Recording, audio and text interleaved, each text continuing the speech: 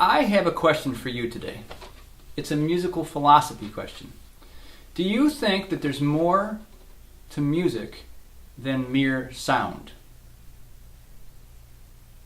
Think about that for a second. Is there more to music than just sound that wiggles through the air? Now, most people ask that question to answer, yes, they believe there is something more to music.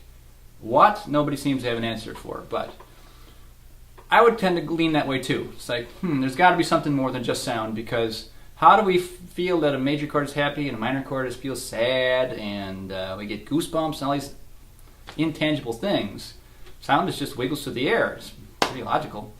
But how do we get to feel all these other things and experience things? I mean, there are people who really feel music and see colors and all kinds of crazy things too. What's up with that? So, maybe you've had some experiences like that, or just at least gotten goosebumps on a certain musical passage. So is there more than sound? Now that ties into my crazy theory I got, which is the subject of this one today, that I believe it's very possible that standard pitch, which is the A above middle C vibrating 440 times a second, might be incorrect. It's heresy to some people, I know. But it's true that it's changed a lot throughout history. Now it's been 440 since 1835, when the Vienna Congress argued about it for about a number of years, and finally said, okay, 440 is going to be it from now on. Now there was a strange faction over in Europe that said, no, 435 should still be it, and there's something called the European pitch, where they tune their A to 435. I know that orchestras today sometimes are tweaking even higher, like 444 when the oboe player comes out and gives everybody the A.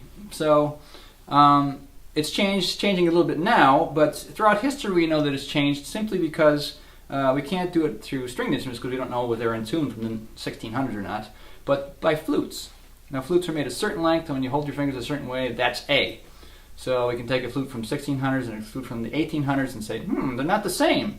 What's up with that? Now we know through this historical analysis that the pitch of A has been lower than 400 at times, and way up in the 400 range, like up above 465 at times, which is more than a half step in either direction. Interesting. Now, the thing that got me thinking about this was a simple book I read one time, lent to me by a friend, Dave Elder, who was in a rock band with me back in the 1980s. Hey, Dave. And it was kind of a cartoon scientific book that explained things in a very simple manner, and I always appreciate that. And it explained that, for one thing, light and sound are really the same stuff. They're both just jiggles in the air, or under the ground, or in the water, or out in space, whatever. They're both just jiggles. And I said, if they're made out of the same stuff, I thought it was very interesting that there's 7 notes in the natural note scale, A through G, and there's 7 colors in the rainbow. There's a tie in there. I thought, that's interesting. And I learned even later that even way back in the 1500s, Sir Isaac Newton was puzzling over why there's a half step between B and C and E and F. Because he noticed that the colors in the spectrum, when he used the prism with the sunlight on the wall, that the second color, orange, was a little bit smaller than the colors on either side of it, and so was blue, which kind of lines up. We'll talk about that more in a second. I thought, maybe there's something to this stuff. So my thing in deciding whether A440 was correct or not was to find the frequency of red, which is the bottom slowest color in the spectrum. It's the first color when things become light. And it was kind of hard to find. I had to do quite a bit of searching on the internet because light is usually measured in nanoseconds, is how far it travels in a nanosecond. The slower the wave, the longer it is. As we know, like the 32-foot pipe on a pipe organ is really 32 feet tall to make that low note. And the little tweeter pipes are really high because it's short. The wave is short. But there was a conversion on the internet I found, and it actually gave me those frequencies in hertz, which is how we measure sound. And it turned out to be in the trillions of vibrations a second. I think like 4 trillion vibrations a second was red. Well, I took the range because color is something that's constant and given scientifically. We know exactly where light begins, and scientists know exactly where light, the red frequency range, turns into orange and then goes up. So I figured, okay, let's take those two frequencies. I'll take the center point to give myself an average, and I will do what we know musically math can do, is divide by 2. Every time you divide by 2, it comes down 1 octave. So I took, I think, 4 trillion, divide by 2, divide by 2, divide by 2, divide by 2, about 20 times, and it eventually came down into the audio range. So I'm thinking, aha, now red should equal A. And it didn't. Now the A we know of as standard today, 440, was still in the red range, but it was almost like in the orange range. The center of the red range was about 415. That's about today's A flat. So I said, what there's any other times when it's been A flat? And it turns out, our own fiddles, the standard pitch when Stradivarius so-called perfected this shape was about A flat. I think, that's cool. So a perfected shape. I read an old book about how to build a violin, and it said that, I don't know how they do this, but the air cavity inside a violin is tuned to be today's A do. It's a very old book, and that's A flat, I believe. So even the air cavity, the size of the air cavity was tuned to be A flat. You tune your fiddle down a half step and it kind of comes alive a little bit. It gets opening, in my experience. It opens up. So, I'm going, okay, now I'm in the rock and roll world, and I know Jimi Hendrix and Stevie Ray Vaughan both tuned down a half step as well. And people said that God channeled to their fingertips. Perfect violin shape, God channeling to your fingertips, all tuned down a half step. Maybe there's something to this. I don't know. And I thought it was very interesting to find out that the half steps between B and C, D, and F are also mirrored in the color spectrum way up there. Now there's other things between sound and light. They're all just faster and faster octaves of the same waves.